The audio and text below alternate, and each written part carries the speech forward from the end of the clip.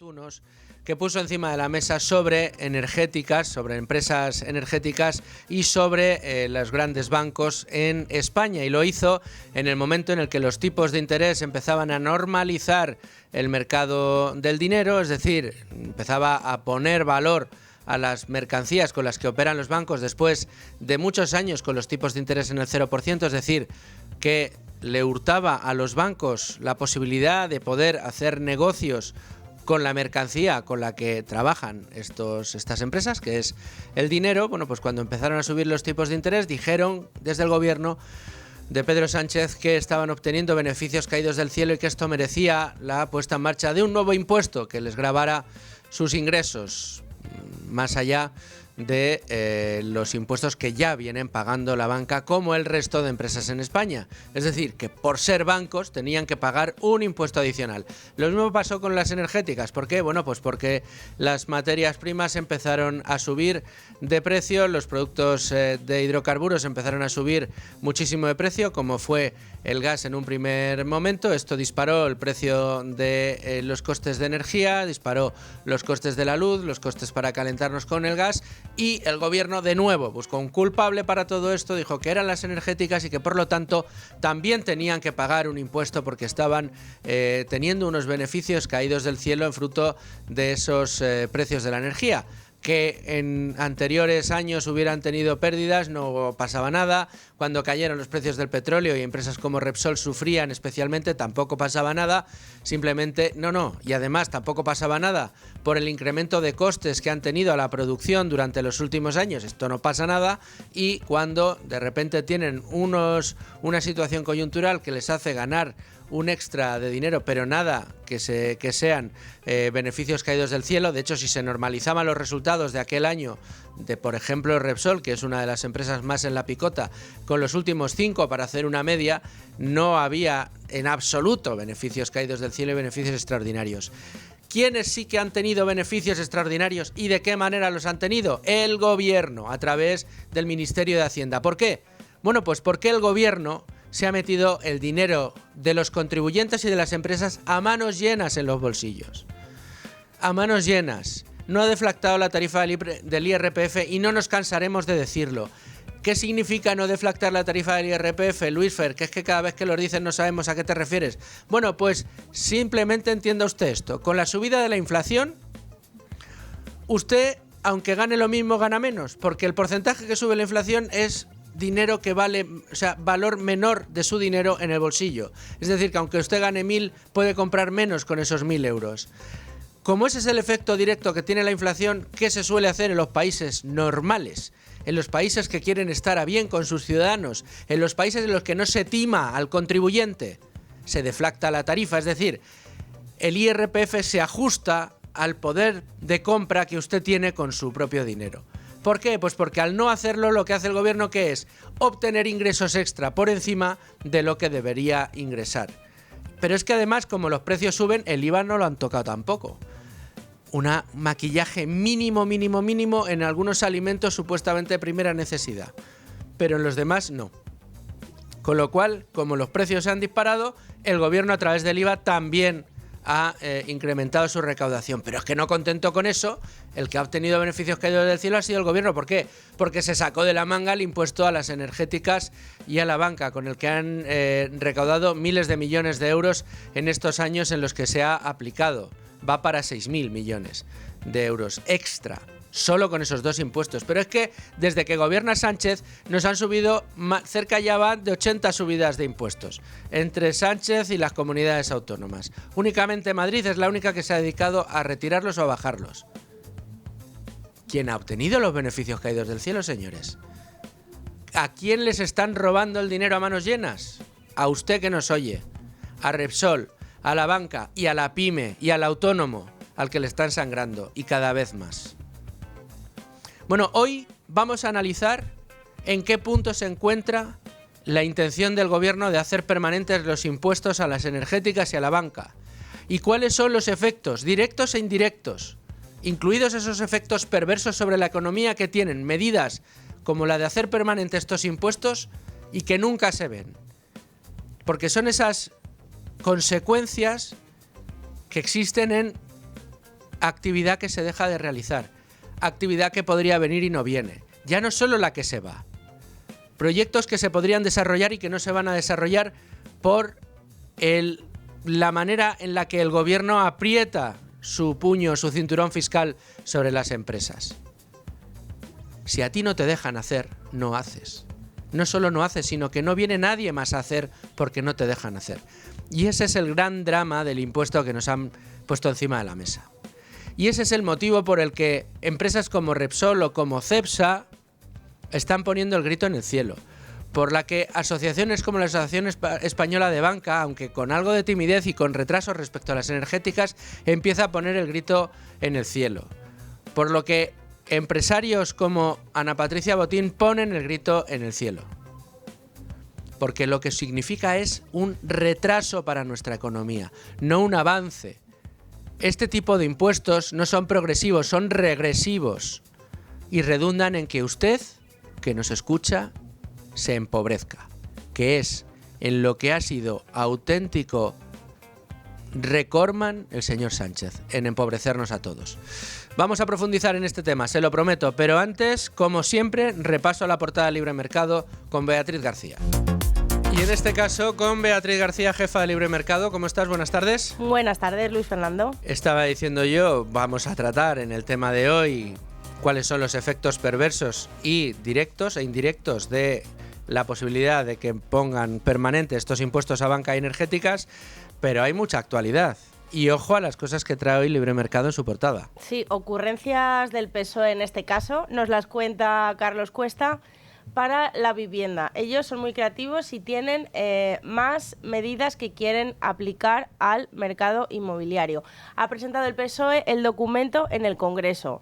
Una de ellas, bueno, pues una de las más aberrantes y que paraliza completamente la construcción, es obligar a las empresas privadas a construir parte de vivienda pública. O sea, al final, sobre sus hombros, sobre los hombros del sector privado, los socialistas siempre quieren que asuman lo que ellos no son capaces de hacer, que es esta vivienda social tan deseada. Luego hay otra idea, que es que esas viviendas no se puedan vender. Y yo digo aquí, madre mía, en 6 años, la mejor medida del PSOE, que si haces vivienda pública, que por lo menos sea para realmente familias vulnerables, no para que después de 15 años la persona beneficiada venda el piso al precio que quiere y haga negocio. Pero es que esto no era tan bonito como parecía, porque tiene un pero, que es lo que nos cuenta Carlos Cuesta y lo que le ha escandalizado, y con razón.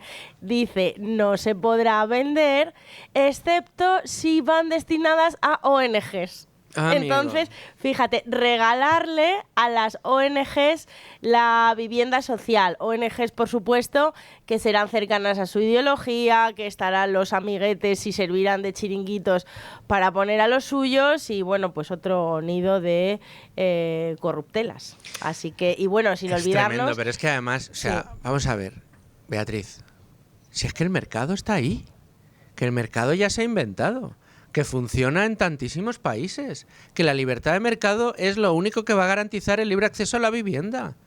Y lo que estamos haciendo es restringiendo la oferta. O sea, es que se está actuando sobre la oferta para restringirla. Y se está actuando sobre la demanda para aumentarla. Es decir, cuanto más restrinjas la oferta por la vía de la intervención y más aumentes la demanda por la vía de la intervención, peor te va a ir. Más inaccesible va a ser la vivienda. O sea, ahora vamos a hacer viviendas que no se puedan vender, que sean solo para dársela a quien yo quiera. Y además se la voy a dar a las ONG para que sean ellas las que decidan. Con lo cual, esas viviendas ya serán inaccesibles para muchísima gente. Con lo cual, la oferta ya no solo será menor, sino que estará fragmentada. Es terrible. Es terrible, sí, y se nos olvida otro detalle también, un chantaje a las comunidades autónomas. Las comunidades autónomas que no hagan caso al gobierno y a Pedro Sánchez con esto de declarar zonas tensionadas, por ejemplo, poniendo límites a los precios de los alquileres y demás, no recibirán dinerito del Estado. En eso también están. Bueno, pues tremendo. Más asuntos que tenemos en la portada ahora mismo. Pues hoy, como es lunes, no puede faltar el análisis de José María Rotellar. ¿Qué analiza Rotellar? Bueno, pues el documento que ha preparado España para mandarle a la Comisión Europea con las cuentas, que nos dice: la Comisión Europea debe tumbar el papel mojado del plan estructural de Sánchez. ¿Lo hará, no lo hará? Eso son, complicado que la Comisión Europea, según está fomentando por todos los lados el gasto público, fomentando la irresponsabilidad presupuestaria, ponga un poco de cordura en estos números, pero ojalá, es lo que se debería hacer. Nos cuenta José María Rotellar en el análisis cómo el INE de repente ha aflorado 35.000 millones más, cómo está el efecto de la subida de impuestos, cómo la deuda no baja, cómo el déficit tampoco, y el desaguisado que tenemos es tremendo. Es tremendo y consentido, que esa es la gran... Sí. Ese es el gran problema. ¿Y qué nos preparas para mañana, Bea? Bueno, pues para mañana vamos a hacer un repasito de los impagos. La factura de la renovable ya suman 1.885 millones de euros de coste directo, pero más de 9.000 millones de coste indirecto, pérdida de inversiones, golpes a las empresas y un poco, bueno, pues Diego Sánchez de la Cruz va a hacer el recopilatorio de cómo estamos hasta ahora. La factura más alta es la de E.ON, que bueno, ronda los 300 millones de euros, pero ya te digo que estamos en 1.800 y subiendo y más el daño indirecto a toda la industria. Tremendo y trabajazo el de Diego Sánchez de la Cruz y el tuyo, Beatriz. Sí. Muchas gracias a los dos y te espero aquí mañana. Hasta con mañana. Más asuntos. Dice Yolanda Díaz, esto va de quién paga impuestos y de quién no los paga. El hermano del presidente del gobierno, por lo que se ha publicado hasta la fecha, la sensación de que paga menos que usted que nos escucha, que yo que les hablo aquí ahora mismo. Desde luego paga menos, seguro, que Repsol, que Cepsa, que Santander, que BBV, que CaixaBank, pues no lo sé, que Petronor, que es la división de Repsol en el País Vasco. Tremendo el desafío que ha dejado encima de la mesa el gobierno, sobre todo para energéticas y banca, con este empeño en hacerlo permanente, su impuesto temporal, impuesto hace 2 años por el gobierno. Vamos a analizar todos los efectos que ha tenido y que puede tener, y lo vamos a hacer ya con Rubén Folguera, que me acompaña. Rubén, ¿cómo estás? ¿Qué tal? Buenas tardes. Y después hablaremos con nuestro experto de cabecera, que hoy, como todos los lunes, además de dejarnos el artículo en Libertad Digital, bueno, pues nos atenderá el señor Rotellar, y a quien le vamos a tratar de que nos proyecte cuáles son las consecuencias que no se ven, esas consecuencias invisibles, pero casi más importantes que las directas, que se esconde detrás de este tipo de políticas fiscales. Pero Rubén, lo que hemos estado haciendo en el día de hoy ha sido profundizando en los informes, los estudios, los análisis que hay en el mercado sobre este tipo de impuestos, cuando se generan impuestos ad hoc, cuando se obliga a determinados sectores a competir en desigualdad de condiciones con el resto del sector en la Comunidad Europea, en la Unión Europea, porque resulta que en España tienen un impuesto adicional, como es el caso de Repsol, que no deja de ser una multinacional, por no hablar de Santander o del BBVA, que ven lastrados sus beneficios o sus ingresos en España respecto a otros países. Pero vamos a empezar, si te parece, por el principio. Eso es. En diciembre de 2022, el Senado aprobó definitivamente estos impuestos que en principio iban a ser temporales, tanto para la banca como para las energéticas, ¿vale? Y es verdad que también se puso otro para las grandes fortunas, y que entraron en vigor en enero de 2023 y se aplicarían tanto para el 23 como para el 24. De hecho, al final de 2023 hubo una especie de debate interno por si se prorrogaba o no. Al final, por supuesto, se prorrogó para este año, y ahora la cuestión es si se queda como un impuesto permanente para la banca y las energéticas. Y todo apunta a que posiblemente sea así, porque al fin y al cabo es la voluntad de los socios de gobierno, tanto los de Sumar como los del PSOE, porque es cierto, y esto lo ha recordado Sumar en más de una ocasión, es una cláusula del acuerdo programático famoso que firmaron Sánchez y Yolanda Díaz hace unos meses. Claro, el pequeño problema, Rubén, es que las mayorías así no salen. Claro. Necesita el concurso del resto de Pacto Frankenstein. Eso es. Entonces, PNV y Junts van a ser clave, y tanto PNV como Junts por ideología y también por, bueno, pues deberse a los ciudadanos que le otorgan el voto en sus respectivas comunidades autónomas, van a tener más complicado tener que dar luz verde a un proyecto que daña directamente a sus propias regiones, ¿no? Sí, y además los socios europeos de Sánchez no están muy contentos por el hecho de que se cree un impuesto ad hoc, que ahora entraremos en eso, para banca y energéticas. No ven mal que se suban los impuestos en general, pero sí esta creación especial.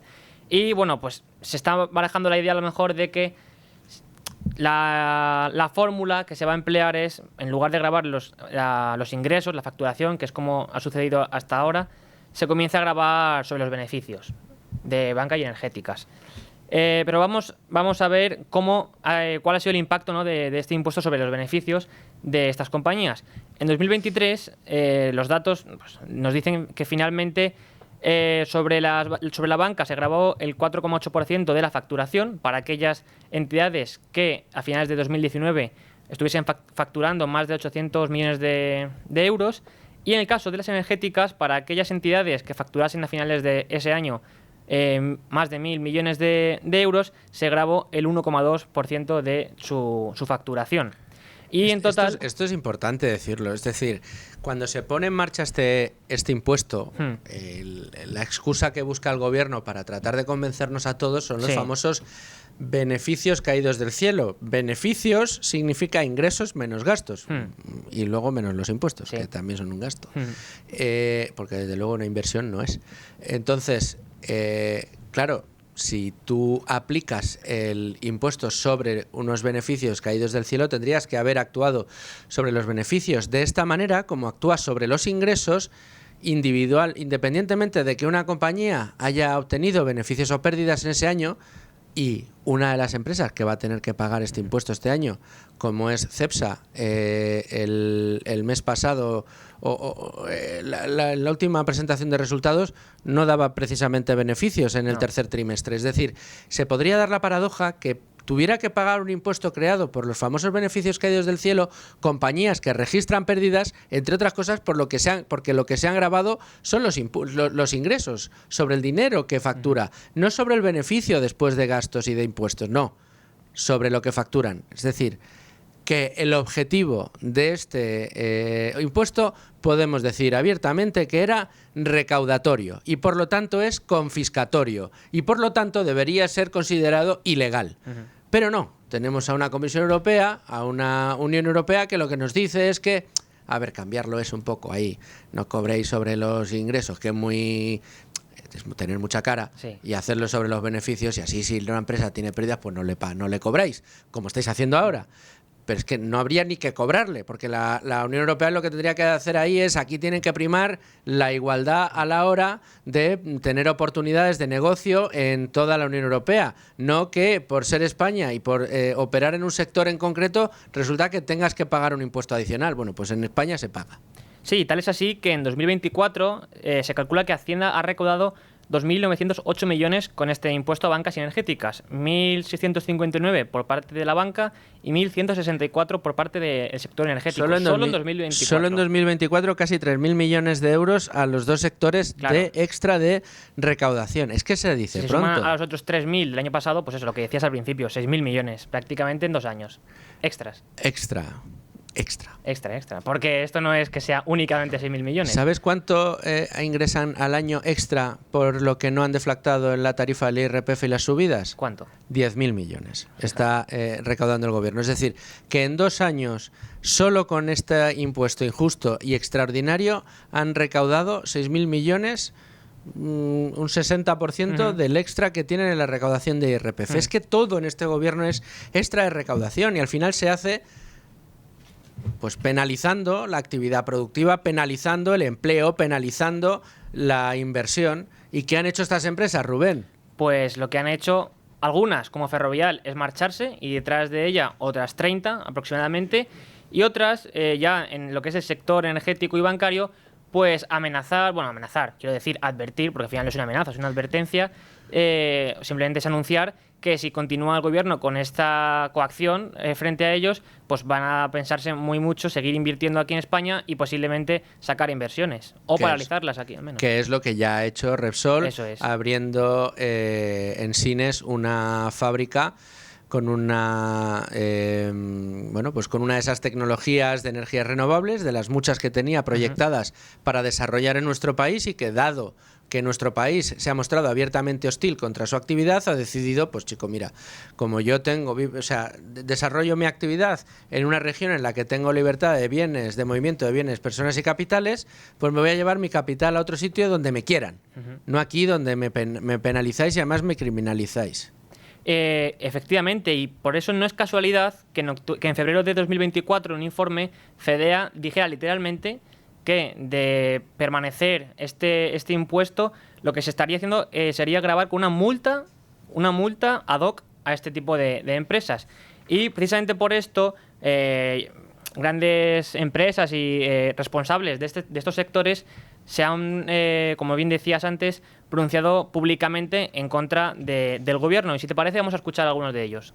Este impuesto nos convertiría en el único país europeo con un impuesto permanente a la banca. Sobre todo, le resta competitividad y capacidad de crecimiento al conjunto de la economía española. Creo que es una medida injusta, creo que es una medida distorsionadora y creo que es una medida contraproducente, las tres cosas. Gravar la actividad bancaria de forma permanente frena la inversión, el crecimiento económico y la creación de empleo, con una merma estimada de 50.000 millones de euros en la capacidad de financiación del sector bancario.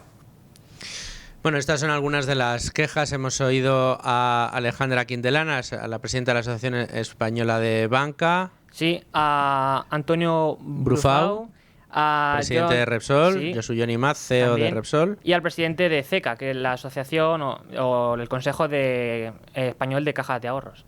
O sea, el sector financiero, el sector energético. Dos de cada uno. Dentro del sector energético, al más beligerante, que ha sido Josu Jon Imaz y Repsol, por ser una de las empresas precisamente más castigadas por este impuestazo, que, como bien decía Fedea, fíjense el planteamiento que hace Fedea, y lo hace en febrero, antes de que se haya anunciado a las claras que lo que quieren hacer es esto permanente.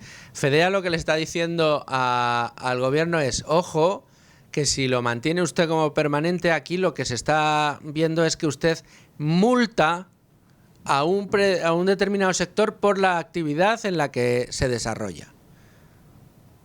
Y me va a decir usted que si multa es porque hace algo malo, ¿no? ¿Y qué hay de malo en la actividad que desarrolla Repsol? ¿O es que no utilizamos cosas de plástico? ¿O es que no hacen falta pinturas que permita pues impermeabilizar edificios, que permita desinfectar o tener zonas desinfectadas en quirófanos? Piense en un quirófano. Esto es un ejercicio que hacía Repsol hace unos años en una presentación de resultados, cuando había tanta queja contra las energéticas y contra las empresas que utilizaban o refinaban petróleo. Puso Repsol una diapositiva enorme con la imagen de un quirófano, donde se salvan vidas, donde se opera a la gente, donde se sana y se cura a los ciudadanos de un país cuando están enfermos, donde se atienden partos. Un quirófano. Empezó a quitar del quirófano todos los elementos en los que interviene la cadena de valor del petróleo, sea por refino de plásticos, por productos que permiten desinfectar, por pinturas o acrílicos por los plásticos que se utilizan para las camillas. Es que se quedaba vacío, es que no había ni pintura en las paredes. Esta empresa, Repsol, por su actividad debe ser multada. Deberían darle un premio a Repsol, a Cepsa. ¿La banca, acaso, no es necesaria? Ahora con blockchain habrá algún liberal exacerbado que me diga que en absoluto, que no es necesario para nada. Pero si tenemos en cuenta que absolutamente el 100% de los ciudadanos en este país están bancarizados y cobramos nuestras nóminas, pagamos nuestras facturas y lo hacemos absolutamente todo a través de nuestra entidad bancaria, resulta que no vertebran los bancos en España. Señora ministra de Hacienda, ¿qué sería de usted sin los bancos? ¿Cómo iba usted a registrar la actividad como un auténtico gran hermano que es sobre todos los ciudadanos españoles? Sin los bancos. ¿Qué pasa? ¿Que los bancos son malos también? Hay que multarlos con un impuesto especial. ¿A usted no le gustan los bancos? Es que sin los bancos, si todos nos moviéramos con blockchain, usted no cobraba los impuestos que cobra, porque usted puede cruzar datos precisamente porque se opera a través de los bancos, porque utilizamos la tarjeta absolutamente para todo. Por eso están ustedes pensando en retirar el efectivo, para que no se les escape un céntimo, absolutamente un céntimo de ninguna de las operaciones que realizamos en nuestra día a día los ciudadanos y las empresas. Eso es lo que están ustedes buscando. Es decir, que tanto las empresas energéticas como los bancos tienen todo el derecho del mundo a desarrollar su actividad, y más si están resolviéndole problemas a los ciudadanos. Pero como a ustedes les parece mal, les multan con un impuesto especial. ¿Todo para qué? Para llevárselo. La que arriesga con sus proyectos en hidrógeno verde o en ecoplantas que tratan de convertir los residuos sólidos urbanos, las basuras de su casa también, señora Montero, las basuras en gases que permitan a la industria desarrollarse, estos proyectos que Repsol no sabe si van a funcionar o no. Repsol se la está jugando, invierte miles de millones de euros que van a generar actividad, empleo, mejoras, que van a solucionar problemas que tenemos, que van a dar empleo a mucha gente, gente que también pagará sus impuestos gracias a esos puestos de trabajo. El que se la juega es Repsol y la que cobra es usted, sin jugarse absolutamente nada. Es que ya está bien de esta broma. Sí, es que lo que ignoran, no sé si de forma consciente o inconsciente, es que en el mercado se produce una coordinación intertemporal e intratemporal que es la que atienden los empresarios en el mercado de bienes y servicios y luego en el mercado de crédito. Y esa coordinación responde a necesidades sociales de las personas. Hombre, por supuesto. ¿Qué pasa? ¿La industria automovilística qué haría sin bancos que Claro. prestaran dinero? Claro, y a eso es lo que... La industria inmobiliaria, ahora el acceso a la vivienda, ¿qué pasaría? ¿Quién se podría comprar una casa si no puede acudir a un banco? Perdona, ¿y los electrodomésticos? Oye, y yo no estoy defendiendo los créditos al consumo. Creo que unas finanzas aseadas, finanzas personales aseadas, deberían prescindir absolutamente de los créditos al consumo. Pero hay determinados bienes que para poderlos adquirir la única vía es la de la financiación. ¿Qué pasaría con los planes de pensiones privados? ¿Qué pasaría con los planes de empresas, que son los que quiere poner encima de la mesa?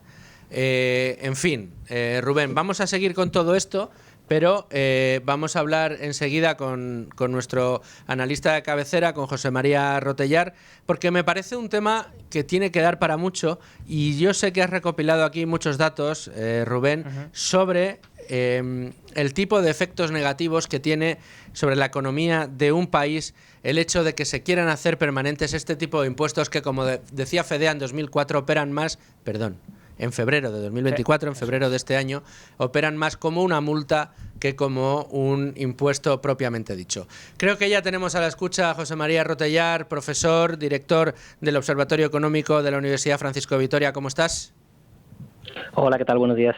José María, profesor, el gobierno parece que está empeñado en hacer realidad esto de que sean permanentes esos impuestazos que se sacó de la manga sobre, en este caso, en primer momento, los ingresos de banca y de energéticas. Ahora parece que la idea es modificarlos para que grave directamente los beneficios de banca y de energéticas, pero lo que desde luego tiene clarísimo este gobierno es que lo que quiere es hacerlos permanente. Tiene a todo el mundo en contra, a la industria, incluso a muchos de los sindicatos, los que tienen que ver con esta clase de actividad, pero está empeñado en hacerlo permanente. Pero, sin embargo, esto, José María, entraña unos riesgos tremendos para la economía española.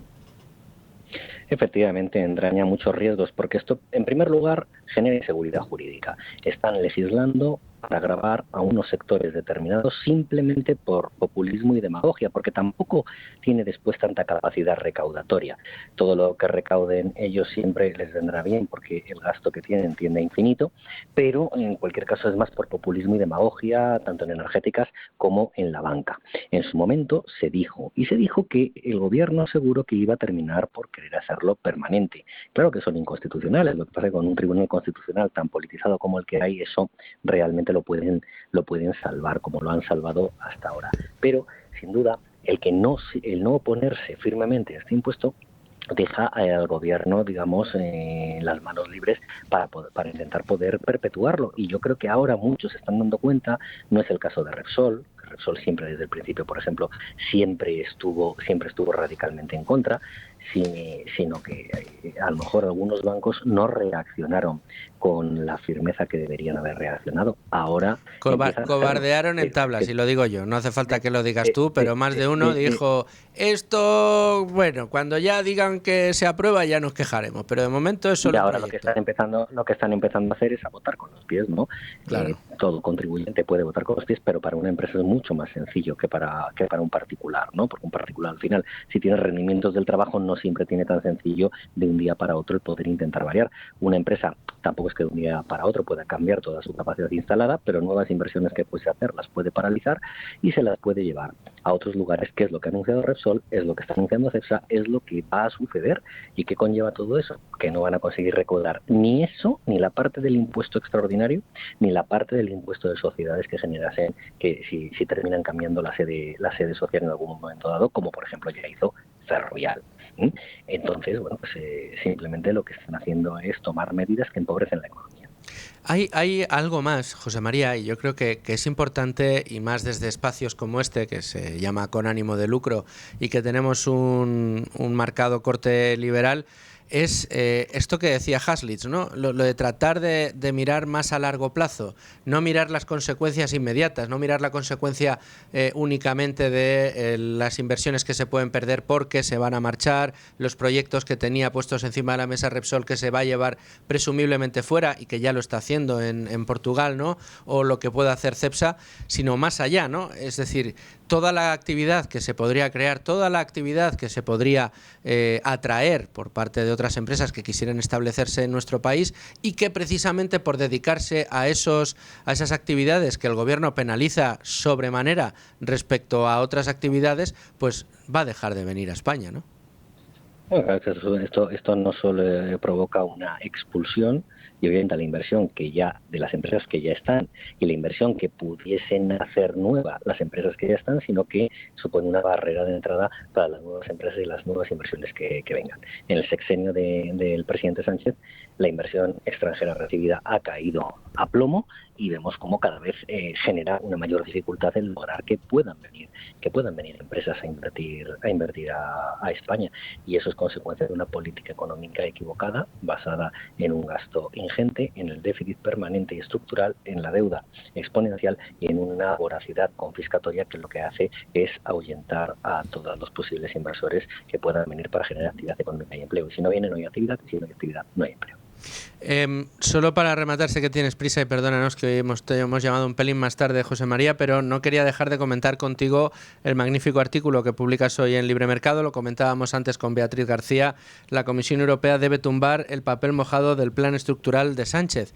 Esta es solo el tema que estamos tratando hoy en el programa sobre los impuestos estos que quieren ahora hacer permanentes. Es un granito de arena. Una pequeña parte. Es una pequeña parte de un todo que es un auténtico despropósito. Bueno, es que se basa todo en un incremento continuado del gasto, un incremento medio en 7 años del 3%, incremento medio, y continuado posteriormente. No incurre en superávit ni en equilibrio en ninguno de esos años. El último año de los 7 años lo cierra aparentemente con un déficit del 0,8%, con lo cual la deuda en valores absolutos va a seguir incrementándose, aunque utilicen el PIB para hacer descender el cociente, pero la deuda en valores absolutos va a seguir incrementándose y no hay ninguna reforma real, estructural, que necesite la economía española. Parece que lo dejan todo digamos, para quien lo suceda, ¿no? En ese caso, o si fuesen ellos mismos, bueno, pues en ese momento ya renegociarían, verían qué pueden hacer, pero es simplemente ganar tiempo. Vuelve a mostrar una voracidad recaudatoria, confiscatoria brutal, tremenda, aunque no lo plasma del todo, pero sí que vuelve a señalar que se articularán las medidas para acercar a España a la presión fiscal, ¿no? La presión fiscal en España ha bajado porque ha crecido el PIB nominal debido a la inflación y a las revisiones extraordinarias que el Instituto Nacional de Estadística ha hecho, que en una única revisión ha incrementado el PIB en 36.000 millones de euros. Se debe a eso, como la presión fiscal es lo que se recauda entre el PIB. Si sube el PIB, baja la presión fiscal, pero no porque se pague menos, es que utilicen el esfuerzo fiscal, que se mete esa misma presión fiscal entre el PIB per cápita. Y ahí lo que vemos es qué esfuerzo, cuánto le cuesta a cada contribuyente el pagar los impuestos que se pagan. Y ahí España, desgraciadamente, está entre los que tienen mayor esfuerzo fiscal. Utilizan esto como excusa, pero simplemente lo que quieren es subir más y más los impuestos porque está en la esencia de la política económica. Es de lo poco que tienen estructurada en la política económica. Más impuestos y más gastos, es de lo que sobrevive, porque no hay una política económica como tal, no hay un fin a conseguir, porque dicen más gasto y más impuestos, pero ¿para qué? ¿Para hacer qué? ¿Confían en el sector público y en el sector privado para la industria, para las infraestructuras? Bueno, probablemente estarían equivocados, pero sería un objetivo. Pero es que aquí no es un objetivo, simplemente se utiliza para poder ganar tiempo y para poder estar, no para poder hacer, no para poder gestionar, no para poder gobernar, que es lo que tiene que hacer el gobierno. José María Rotellar, alto y claro, como siempre. Muchísimas gracias por estar en Con Ánimo de Lucro. Te escucho el lunes que viene. Muy bien, muchas gracias. Hasta luego. Qué gusto da escuchar al profesor Rotellar, lo claro que se expresa. Damos una delicia también leer sus artículos, aunque a veces, Rubén, los leemos y nos venimos abajo, porque decimos, madre mía, la que tenemos encima y no nos quitamos ni con agua caliente, ¿no? Pero decía yo antes de hablar con el profesor Rotellar que has buceado en algunos de los informes que se han elaborado respecto a los efectos que puede tener en una economía como pueda ser la española, decisiones como las que se están barajando actualmente en el gobierno, como las que se quieren tomar ahora mismo en el gobierno, que es hacer permanente un impuesto a todas luces arbitrario, como lo fue el de gravar con un impuesto adicional la actividad de empresas energéticas y financieras. ¿Qué has encontrado en tu búsqueda de informes? Lo primero que hay que decir es que, por ejemplo, como avisaban o decían los representantes de la banca, es que no hay ningún otro país, al menos en lo que es la OCDE, los países con los que nos comparamos, que tenga un impuesto permanente para este sector financiero, y por tanto eso ya nos indica que hay algo detrás, ¿no?, que es bastante importante. ¿Por qué no se hace en otros sitios? Pero bueno, al final lo que todos los informes indican es que los impuestos de este tipo específicos, especiales, ad hoc, tienen un efecto redistributivo muy importante y al final, pero sobre todo, lo que implican es una distorsión, como decíamos anteriormente, porque al final lo que están afectando es a la información de mercado que se establece mediante los precios y sobre todo porque si nos fijamos, la banca y el sector energético son dos sectores que estos sí que son estratégicos, porque al fin y al cabo buena parte de la economía se estructura sobre ellos. Y si ya vamos a informes en los que analizan concretamente esta actuación del gobierno español, vemos que, bueno, por un lado, el FMI en junio ya avisó, y lo dijo muy claramente, que estos impuestos tenían que ser realmente temporales y que no debían en ningún caso quedarse como permanentes. Algo similar apuntó en 2022 ya el Banco Central Europeo, porque, bueno, hizo un estudio, ¿no?, de cómo podría afectar estos impuestos sobre la banca y las energéticas, y dijo que, por ejemplo, iban a afectar, y así está siendo, a la estabilidad de crédito, tanto para empresas como para familias. También indicaron que tenía un importante elemento distorsionador en cuanto a la política monetaria, porque todos sabemos que al final la política monetaria se transmite mediante unos canales determinados, ¿no?, desde el Banco Central Europeo hasta la economía real. Pues bueno, avisaron de que estos impuestos sobre los beneficios, sobre los ingresos a la banca, iban a afectar también a esas decisiones de política monetaria que toman desde Europa. Y también, tú lo comentabas al principio, sobre la competencia, porque al fin y al cabo lo que este impuesto está haciendo es gravar a unas empresas muy concretas en el sector financiero. Pero también hay informes que analizan el impacto, digamos, integral, no solo en la banca, sino también en el sector energético. Y en este caso, en julio de 2022, el Instituto de Estudios Económicos ya explicó que esta medida podría suponer una destrucción de casi 72.000 empleos en conjunto y de 4 décimas del PIB cada uno de los 2 años que se anunciaba que iba a estar en vigor este impuesto. Y ya este año, este mes realmente, en octubre de 2024, el Instituto Español de Analistas, un poco en el mismo sentido que estos organismos, centrándose sobre todo en el impuesto extraordinario a la banca, por un lado apuntaba que era una medida que no tomaba en consideración de una forma realista la rentabilidad del sector, ni tampoco el momento del ciclo en el que nos encontrábamos, y que, lógicamente, estimaban pues que se iba a producir un efecto negativo en la valoración de la actividad doméstica de los 3 mayores grandes entidades, que son al final las que se ven más afectadas por este impuesto. ¿Alguna conclusión más dentro de este informe? Bueno, también avisaban, más que avisaban, recordaban a las autoridades españolas que, como apuntaba antes José María Rotellar, existe, digamos, una realidad en nuestro país, y es que la banca paga un 30% en impuestos de sociedades frente a 25%, digamos, que es el tipo normal, pero además también señalaban que, además del prejuicio sobre el crédito, que afectaba a la neutralidad fiscal, porque el mix de clientes de los bancos españoles es variado.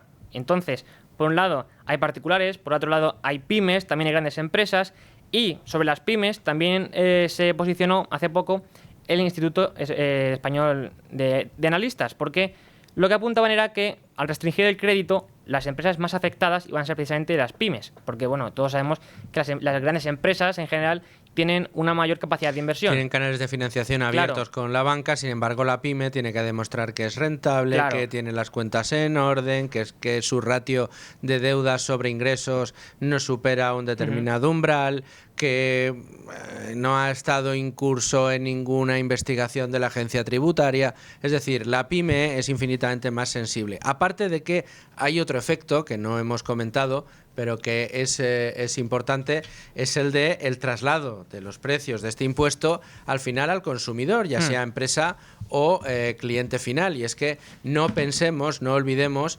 que cada vez que se sube un impuesto, esto le gusta recordarlo mucho a Domingo Soriano, cada vez que se sube un impuesto lo que se hace es que se consume menos de ese impuesto, es decir, se restringe la demanda y se restringe la oferta, porque lo que hace es expulsar demanda en este caso. ¿Por qué lo hace? Pues porque al final esos bienes a los que le estás metiendo impuestos a aquellos que los elaboran por elaborarlos, con lo cual, si les sale más caro elaborar esos bienes y servicios, al final se tendrá que trasladar al consumidor, con lo cual el consumidor final es al que le ha subido el IRPF no deflactando la tarifa, es al que le ha subido el IVA por arriba, por abajo y por todos los lados, y que llega con mucha dificultad a fin de mes. Ese cliente, ese contribuyente es el que va a tener que terminar pagando finalmente esa pyme, ese autónomo, ese particular, esa empresa que pide un crédito, que tiene que hacer un consumo energético para desarrollar su actividad. Es el que va a terminar pagando este nuevo impuesto que se amenaza como permanente y que debería contar con la oposición absolutamente de todo el mundo. Esto no redunda en una mayor redistribución de la riqueza, esto no redunda en que aquellos que tienen menos recursos van a contar con más, no y en absoluto. Esto lo único que redunda es en mayor capacidad recaudatoria del Ejecutivo para unos fines que tampoco nos cuentan. Totalmente. Decías que al fin y al cabo es lógico que se traslade a los clientes. Y es que precisamente hace unos pocos días, el viernes, si no recuerdo mal, por un lado, María Jesús Montero habló de que esta medida iba a ser, o realmente que era una muestra de justicia social y que era por lo que luchaban, y se quejó de que precisamente la banca y las energéticas no pueden trasladar este impuesto a los clientes. Bueno, eso es porque ella lo diga, ¿no? Porque precisamente, lo hemos dicho muchas veces en este programa, lo que estas medidas que ellos dicen que son para proteger a los más vulnerables y para luchar, ya digo, por la justicia social, a los que más afectan es precisamente a las personas más vulnerables. Porque, por un lado, como decía Rotellar, las grandes empresas pues votan con los pies y se van de España. Y al final los que pagamos el pato somos los ciudadanos de a pie.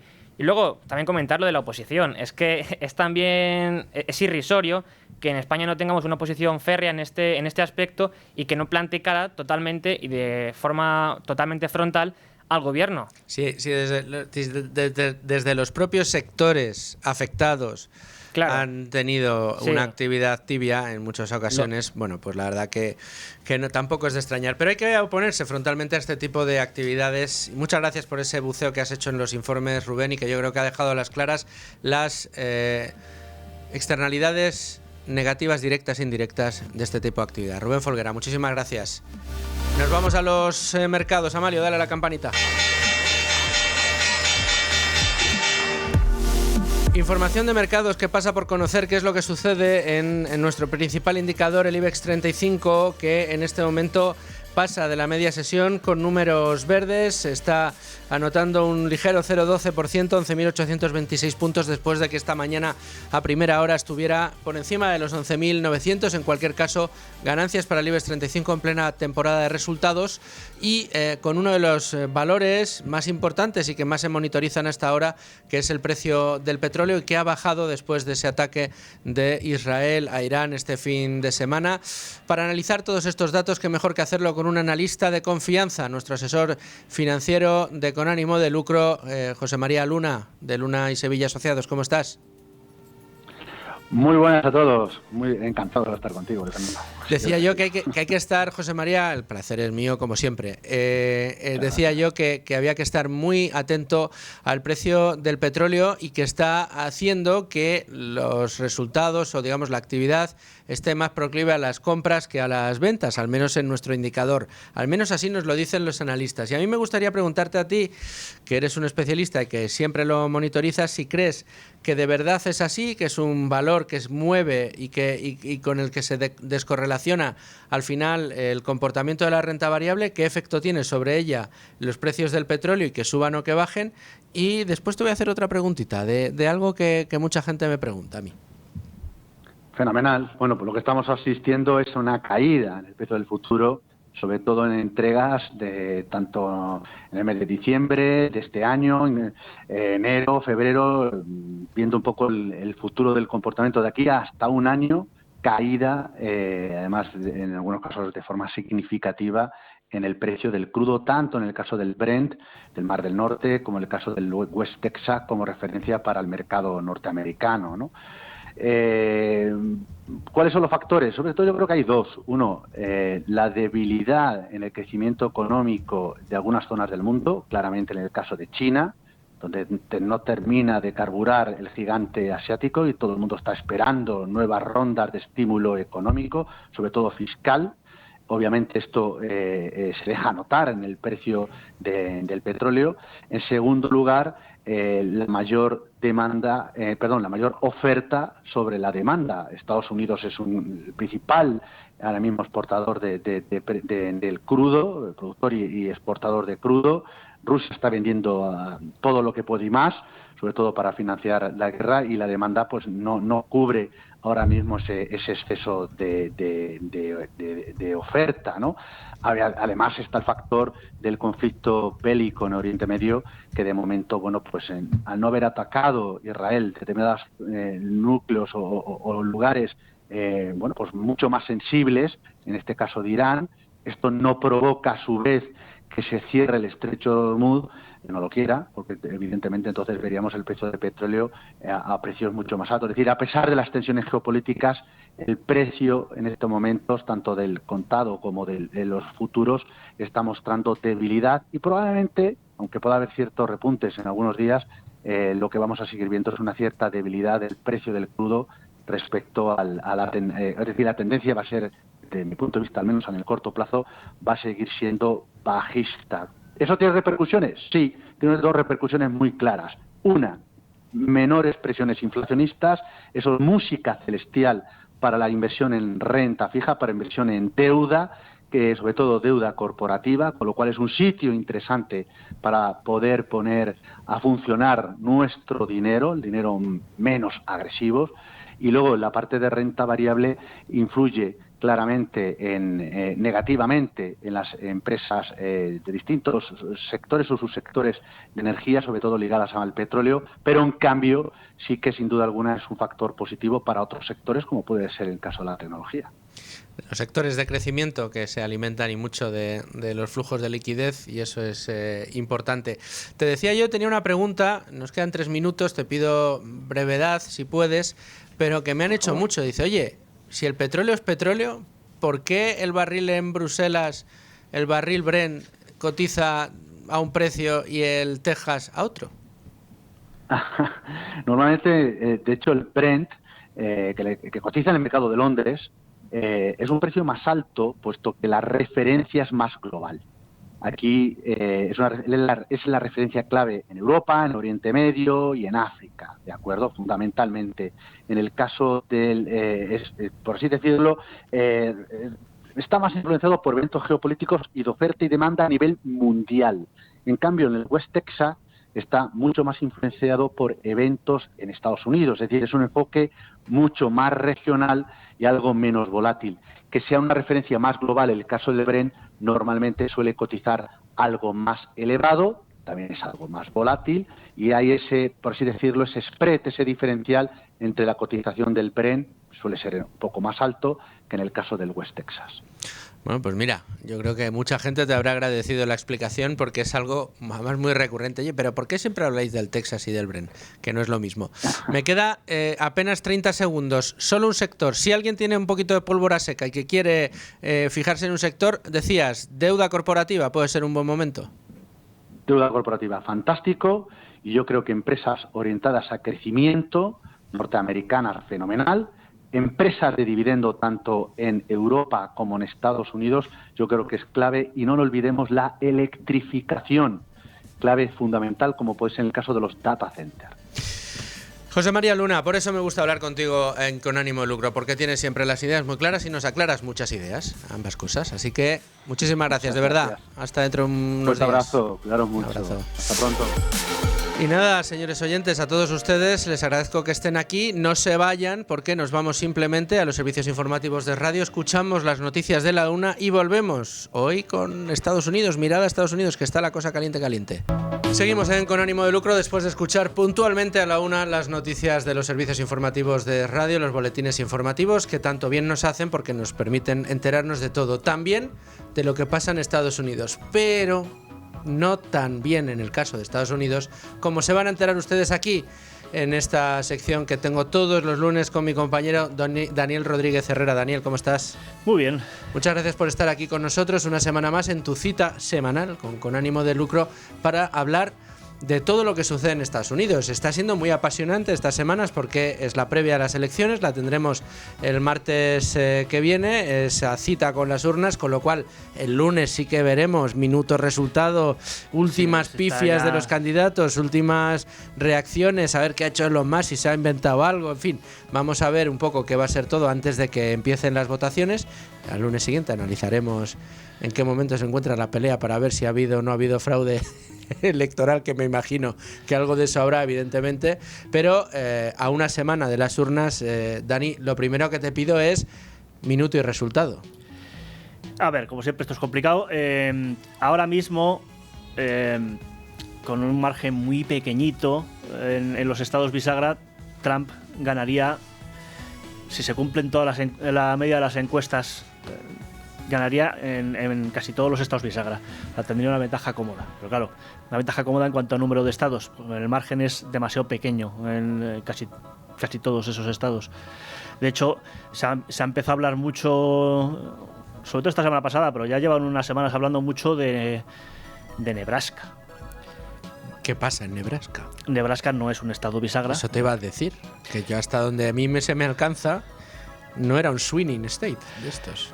No lo es, pero hay dos estados en Estados Unidos, Maine y Nebraska, que en lugar de dar todos los votos electorales al ganador, dividen el estado en distritos, son ambos muy pequeños. Nebraska, de hecho, creo que tiene 5 votos electorales y Maine no recuerdo ahora mismo si son 4 o 5. Dividen el estado en distritos y cada uno de esos distritos da su voto electoral al ganador en ese distrito. Entonces, en Nebraska, que son 5, hay 4 que van a ir a Trump de todas, que son estados eminentemente rurales y ciudades pequeñas, pero Omaha y todo su círculo de influencia, círculo metropolitano, digamos, de la ciudad, ha crecido mucho, y en ciudad que crece mucho, etcétera, pues tiende a irse más hacia los demócratas. Eso no significa que vaya a ganar ahí Harris seguro, pero creo que han hecho 2 encuestas. O sea, es una cosa, no se han hecho realmente encuestas ahí serias. Si se sigue la tendencia de los últimos años, es muy probable que ahí gane Harris. Y si resulta que Trump se lleva todos los estados bisagra del sur y Harris, en cambio, se lleva todos los del norte, el voto electoral que decidiría la presidencia sería Omaha, que probablemente se llevaría Harris. Pero es una cosa, o sea, eso marcaría estas elecciones como las más reñidas de toda la historia de Estados Unidos, y parece improbable, pero por poder podría pasar. O sea que habría que preguntarle al oráculo de Omaha qué es lo que piensa que va a pasar en Omaha. Que oráculo de Omaha, en Tu dinero nunca duerme, hablamos mucho de él, que es Warren Buffett. Yo no sé si Buffett se ha pronunciado sobre las elecciones. Luego lo buscamos, y en cualquier caso, como va a estar ahí en Nebraska y seguramente el lunes que viene vamos a seguir hablando de Nebraska, ¿qué te parece que el lunes que viene busquemos si Warren Buffett se ha pronunciado o no, y si ha cambiado la pronunciación o el pronunciamiento, mejor dicho, en esta última semana? El que ya se pronunció y sigue pronunciándose y casi parece la gran estrella de todos los mítines del señor Trump ya es Elon Musk. Hablabas tú de que ese apoyo le ha obligado a tener que redoblar el apoyo, porque si no gana Trump, los demócratas la pueden tomar contra él y contra sus industrias, y le pueden hacer pasar las de Caín ahí en Estados Unidos. Pero sea eso por eso o no sea por eso, lo cierto es que ya es, o sea, la presencia de Elon Musk en todos los mítines de Trump está siendo enorme, ¿no? Y es que también es una figura, obviamente no es popular entre los demócratas ahora mismo, pero en general, en el público norteamericano en general, es una figura muy admirada, como es lógico y normal, porque no solo es que sea el hombre más rico de Estados Unidos ahora mismo, sino que además ha ganado su fortuna en algo que hacía tiempo que no se veía, que era, si nos ponemos randianos, aquellos hombres randianos de la industria que innovaban y que les perseguían en la rebelión del Aldas, pues Elon Musk sería uno de ellos, porque ha ganado su dinero con Tesla, que es un fabricante de coches, eléctricos sí, pero es un fabricante de coches, hace cosas físicas, y SpaceX, que, vale, sí, es un proveedor de acceso a Internet, que es donde está ganando mucho dinero ahora SpaceX, pero esencialmente es una compañía que hace cohetes que hacen pum y llevan cosas al espacio, que se está rompiendo fronteras del espacio por primera vez en no sé cuánto tiempo. Hace poco tuvo lugar el lanzamiento de su cohete más grande, que capturó una torre agarrándola como si lo estuviese abrazando el cohete, lo cual es un logro de ingeniería brutal, increíble. O sea, en lo que está consiguiendo Musk, que básicamente su objetivo es, y lo ha dicho muchas veces, es ir a Marte, y para eso tiene que reducir el coste de poner algo al espacio muchísimo, y eso es en lo que está, intentar reducir ese coste, que por otro lado con eso gana dinero también, porque puede desplegar sus satélites de Starlink y dar acceso a Internet en todo el mundo a un precio no muy módico, pero que en zonas rurales y demás se agradece. Y ha sido pues también la estrella en el último meeting de Trump, que ha sido en el Madison Square Garden en Nueva York, que ya te comenté que eso es un poco como poner los huevos encima de la mesa y decir, estoy tan sobrado que me vengo a Nueva York, que es donde se supone que voy a perder de todas, donde más me odiáis todos, a dar el gran meeting. Pero claro, es que el Madison Square Garden es un recinto de mucha historia, de hecho de tanta historia que una de estas cadenas de extrema izquierda que hay en Estados Unidos, MSNBC, se han vuelto locos y han dicho, 85 años después de que los seguidores de Hitler en América hiciesen un evento en el Madison Square Garden, tremendo, Trump ha ido. Es una cosa que pero bueno, es el tema de la campaña de Kamala Harris en estas últimas 2 semanas. Te iba a decir, ¿no? Ella misma ha dicho abiertamente yes I do, si creo que es Hitler en la Tierra, vamos. Claro, es que se ha basado en una entrevista a un ex staffer de Donald Trump, de John Kelly, en el cual decía, pues eso, daba cuenta sobre todo de reuniones en los que Trump habría dicho que no que él quisiese ser Hitler, sino que quería generales como los de Hitler que le obedecían. Pero otros presentes en la reunión han dicho que mentira cochina. Pero bueno, al margen de que el querer generales que te obedezcan no te hace a priori Hitler, dado que si eres el comandante en jefe de las Fuerzas Armadas... Lo que tú quieres es que te obedezcan. A priori lo que quieres es que te hagan caso. Ha venido a reforzar el mensaje que ya estaban diciendo. Pero bueno, el problema es que, a ver, todos los candidatos republicanos a la presidencia y todos los presidentes republicanos, desde que tengo uso de razón, leía un artículo que decía que esencialmente desde Gerald Ford han sido fascistas o Hitler para los demócratas. Y lo llevan escribiendo, lo llevan diciendo los políticos y escribiendo los periodistas y diciéndolo en la antena durante décadas y décadas y décadas. Entonces, claro, el niño que gritó Hitler, pues ya no se le hace mucho caso a estas alturas de la vida. Y sí, puedes decir que lo que hizo Trump después de perder las elecciones de 2020 es una cosa peligrosa y que le puede acercar a un presidente autoritario. Yo, analizando todo lo que sabemos de Trump, es que es un tío al que odia perder, y va a perder en todos los ámbitos. Y obviamente, como perdió, pues le echó la culpa hasta el empedrado. Que sí, que es verdad que en Estados Unidos hay mucho fraude electoral, que sí, que es verdad que las elecciones de 2020 debía haber bastante más de lo habitual por las facilidades legales que se pusieron con la excusa del COVID para votar, pero no hay gran cosa que indique que se va a comportar de ninguna manera especialmente autoritaria, porque no lo hizo en su primer mandato hasta que perdió las elecciones. No lo hizo en ningún momento. De hecho, es un gobierno que fue bastante más respetuoso con la separación de poderes, pero muchísimo más respetuoso con la separación de poderes que el de Biden, pero muchísimo más, porque Biden ha hecho decretos y ha hecho cosas que él antes había reconocido que eran inconstitucionales porque no tenía capacidad como ejecutivo, que eso pertenecía al Congreso, y sin embargo lo ha hecho, y lo ha hecho muchas veces.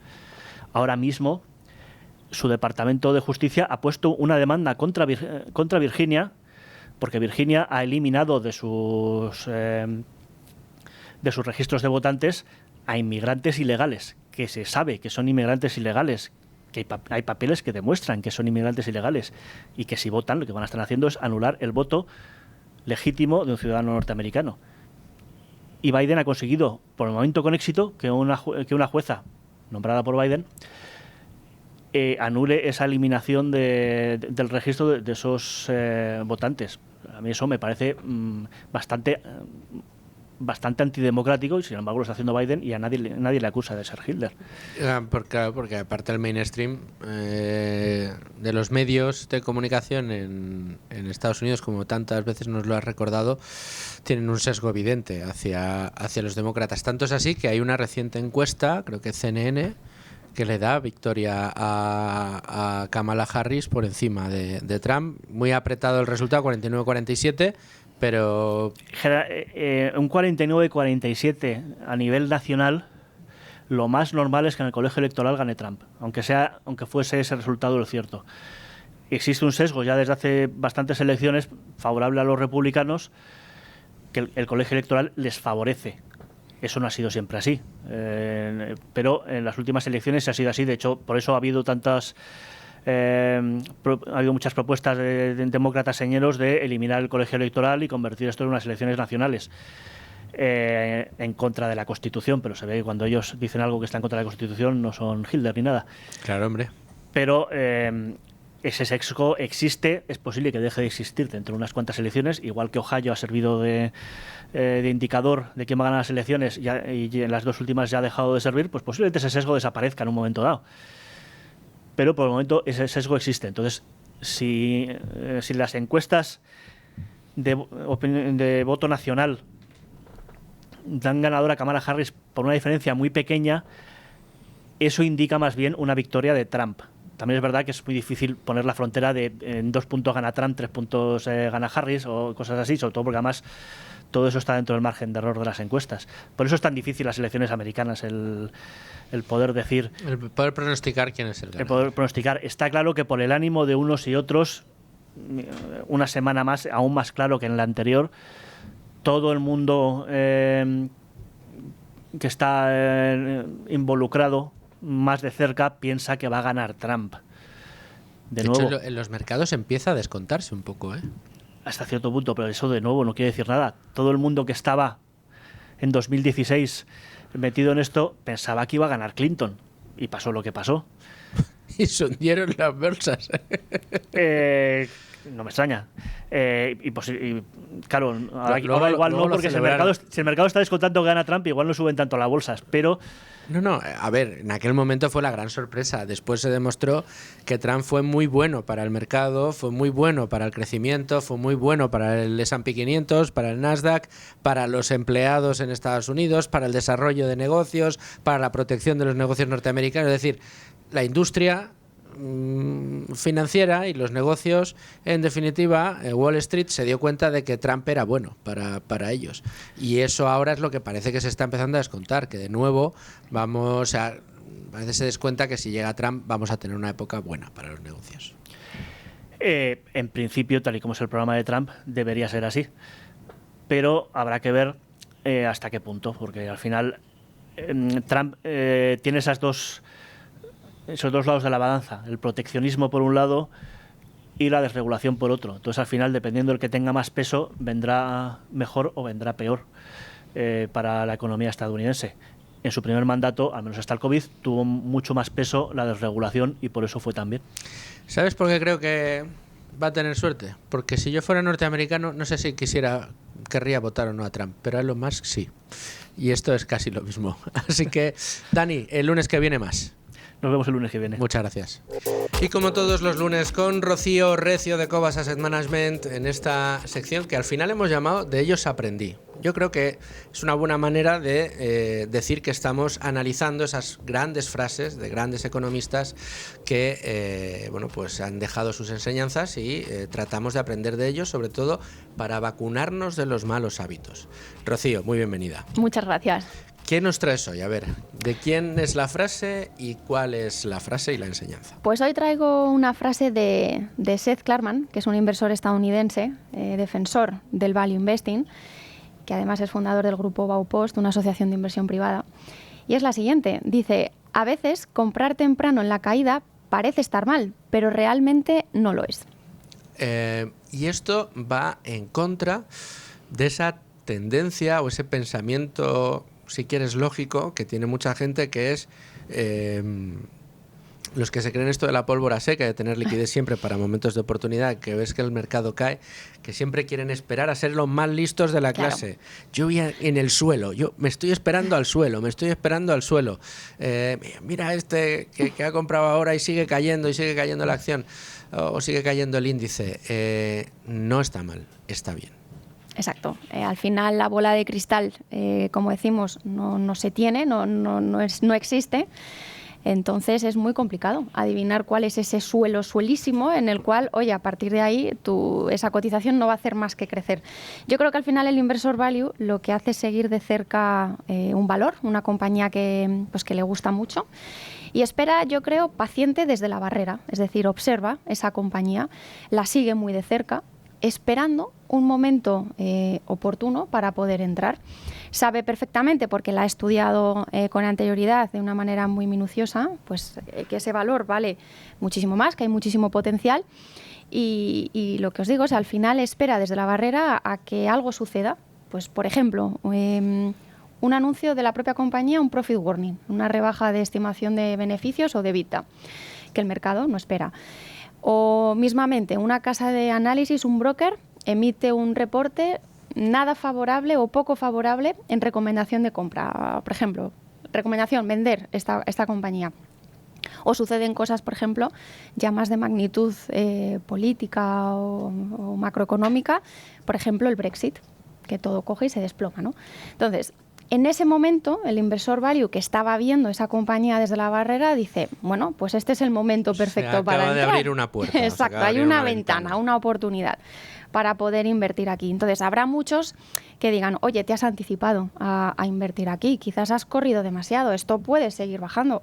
Ojo, y si es del revés, y si de repente hay un rebote y sube, no lo sabes. Entonces, como no lo sabes, para nosotros en Cobas, cómo de exitosa es una inversión, no te lo va a dar el precio de entrada, el precio de compra. Te lo va a dar un precio o un proceso de compra agregado.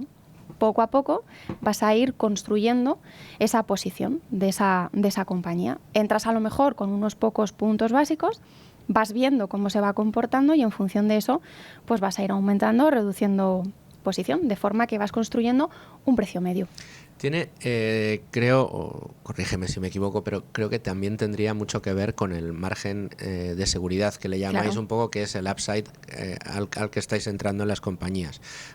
Hablo Exacto. de vosotros o de cualquier otro inversor, tanto Quality como Value. Los Growth tienen otra forma de hacer las cosas, pero claro, aquí dices, ¿y qué es el margen de seguridad? ¿Cuál es el upside? Pues si tú crees que una compañía vale 100, pero quieres tener un margen de seguridad del 90% al menos, tú te esperarás a que valga 10 para subir ese 90% en esa compañía.